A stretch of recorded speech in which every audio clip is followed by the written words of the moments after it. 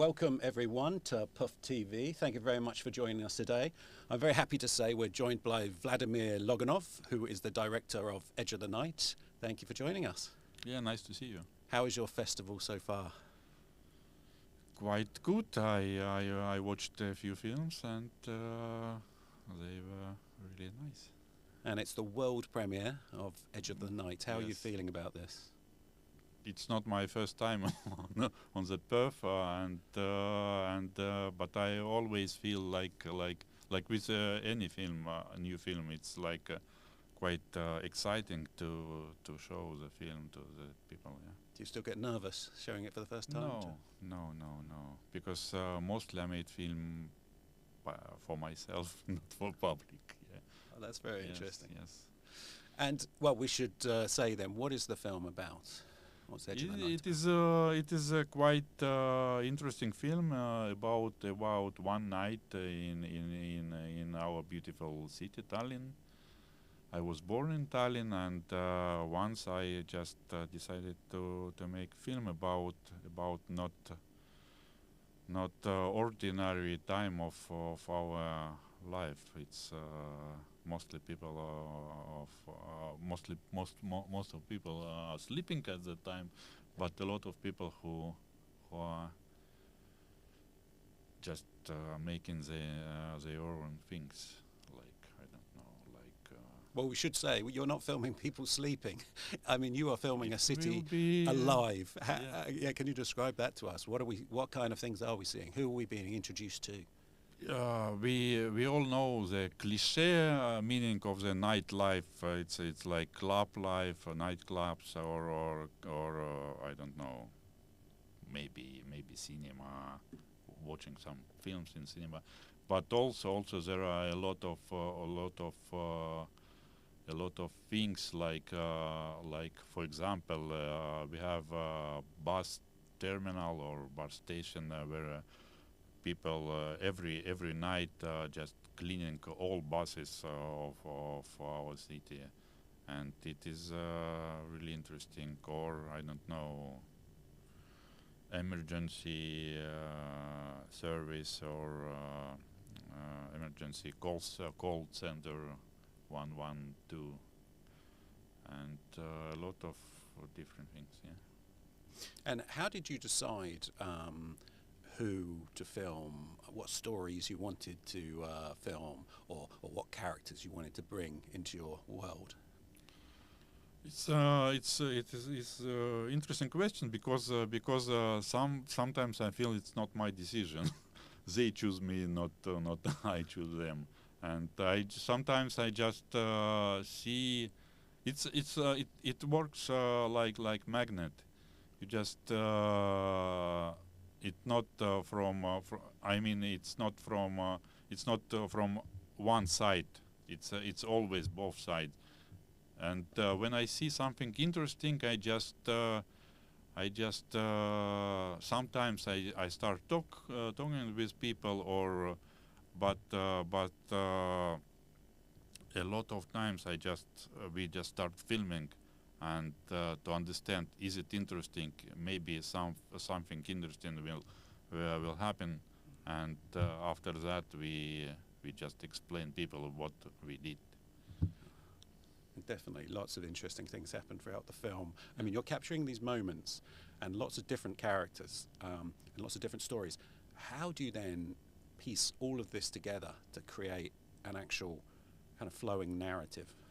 It is always a challenge for me because with my style of understand, with my style for in cinema, I am not looking for one character who goes through the whole film. I'm build my film in editing process. I mean on a kind of emotion. I try to find some emotional way to build the story. It's not about meaning. It's mostly about emotions, and it's like music maybe.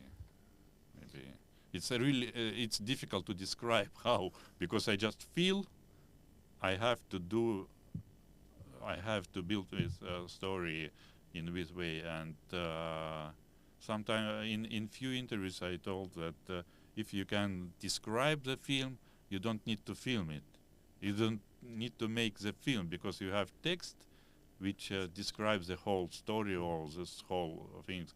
You have to, if there are in film there are no any cinematography language or cinematography way to tell the story. You don't need to make the film. That's maybe. very true. Yeah. Yeah. Is there any particular stories that you filmed throughout the process that were more challenging than others? Any that spring to mind, or any favorites? No. So, a lot of people ask me about swinger clubs, and because for them it seems like it's really difficult to get there. Oh yes, we should say it's a swinger sex club. Yes, swinger sex club. Yeah, this is certainly something that comes. But in our film there are few places. We had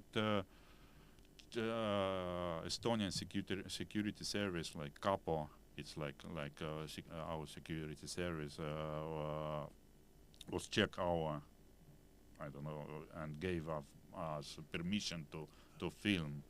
And it was in film you just don't feel it's difficult to get this place, but it was. Yeah. And in terms of the big screen experience, I know obviously your screenings are doing very well, nearly all sold out. But why should we come and see it on the big screen? Because it's cinema. It is a film, and I made all my films for big screen. It's an interesting question, because I don't think that film have to be. I mean, cinematography or films can be made for small screen. It's different genre for me. I don't know. So this was always designed for the big screen. But yes, I think there are a lot of books which describe why people have to go to the cinema, because it's not TV at home.